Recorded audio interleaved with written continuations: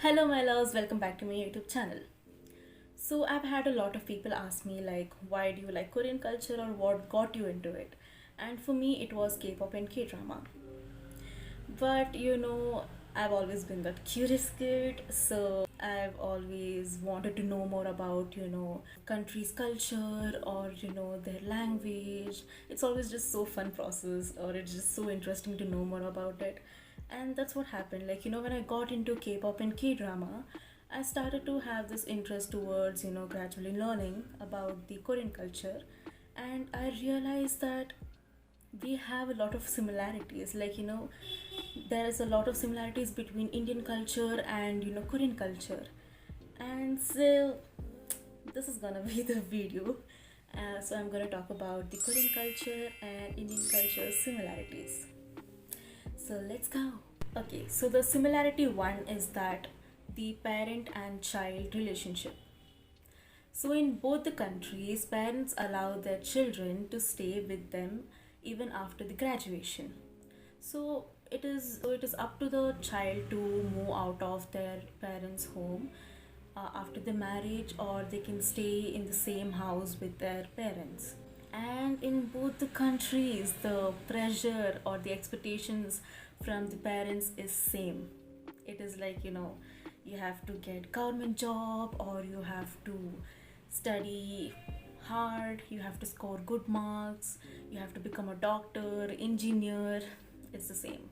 मेरा बेटा इंजीनियर बनेगा. Farhan Qureshi BTech engineer. And my fate was sealed. But some parents, as the time has changed now, some parents allow their children to take up the careers that they want, whatever the kids' choice or whatever the kids want to become. So the similarity too is that the festival celebrations. In India, we have various festivals that we celebrated with our family, like Diwali. So in Diwali, our families get together and celebrate the festival. Just like that, even in Korea, they have a festival called Chuseok.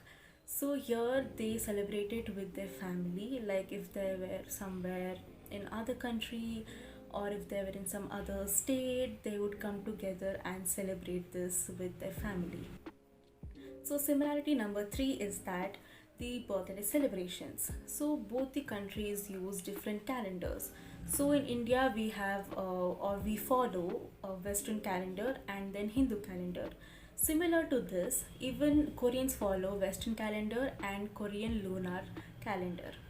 But the newer generation or the younger generation follow the Western calendar, but some of the older generation still follow the birthday celebration according to their Korean calendar or Hindu calendar.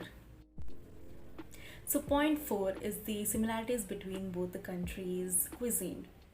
So in India and in Korea, rice plays a very important role or is used by everyone. So in Korea, they eat meat, vegetables, all the food with rice. And in India also, we also eat food that has rice in it. There are also several dishes in both Korean and Indian cultures that are similar to each other. Some of them are like kimchi and achar, or kamjajon and aloo tikki, yoki mandu and gujia, the shaved ice that we eat outside our schools, kimchi fried rice and home cooked fried rice. So point 5 is showing respect. So in both the countries, showing respect towards your elder person is very important. In Korea, they bow towards the elder person, and then in India, we bend to touch the person's leg, or we bow to say namaste. The sixth point is leaving your footwear outside the house.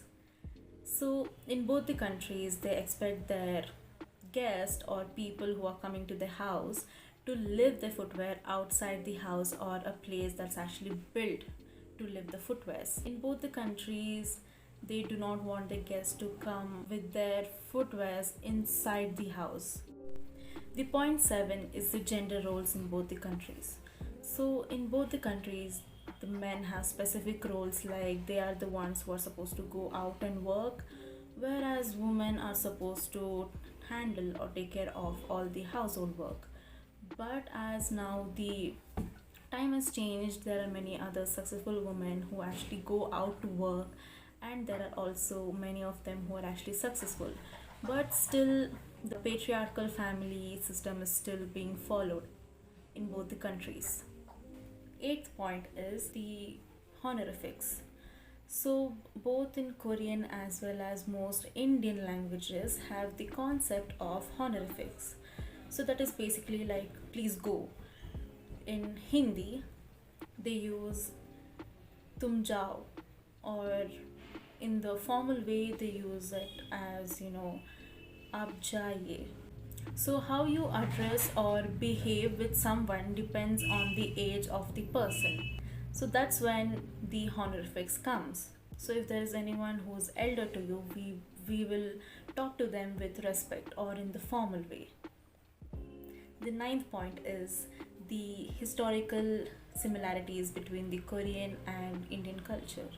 So many believe that there was a reason why the Korean and Indian culture have this many similarities, and it is because of a historical figure who lived nearly 2000 years ago. So according to the Samgukkyusa, Princess Suri Ratna of Ayutthaya, she traveled to Korea to marry to the king Kim Suro. So she later became to be known as the Queen Hyo Hwangok of Gaya. So later she gave birth to 12 children. So in that, two of them carried her surname Hyo, and then while the rest took the last name of Kim. So currently around 6 million of Koreans are believed to be her descendants. So this is how they believe that the culture of both the countries are similar because of certain reasons. So the next similarity or the point is the Tamil language and Korean language. So this both the languages have a lot of similar words or same words, to be honest. In Tamil they use words for dad, they use appa, and for mom they use amma. So the same words are used or similar words are used to address parents in Korea too. So they use the word appa for dad and amma for mom. And there are other words also that are so similar between both the languages. So these were some of the similarities between both the countries, and I hope it was interesting. And if you loved the video or if you thought that I learned something, then please like, share and subscribe. Love you.